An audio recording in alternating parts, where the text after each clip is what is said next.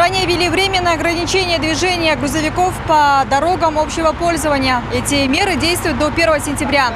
С 10 утра до 8 вечера при достижении температуры воздуха днем выше 28 градусов по Цельсию.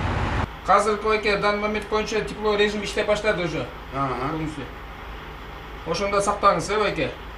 В это время грузовым автомобилям весом свыше 18 тонн запрещено передвигаться по дорогам общего пользования.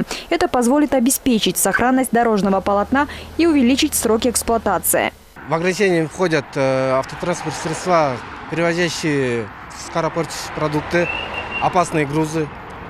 Опасные грузы всякие бывают, ГСМ, горючие смазывающие вещества, габаритные грузы, гуманитарные помощи, они не входят.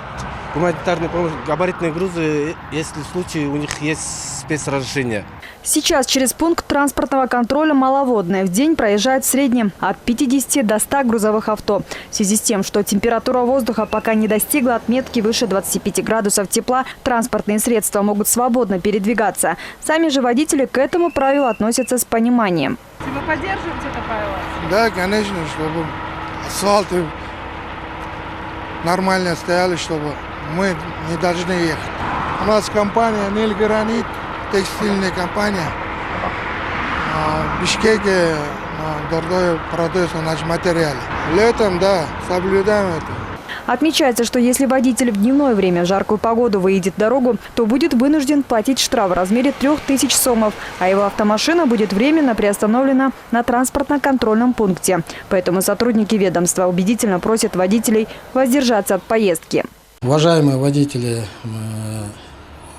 наша просьба соблюдать наши приказы, постановления. Просим вас воздержаться на выезд на дорогу, дальний путь, вообще внутри области. Просто просьба, почему?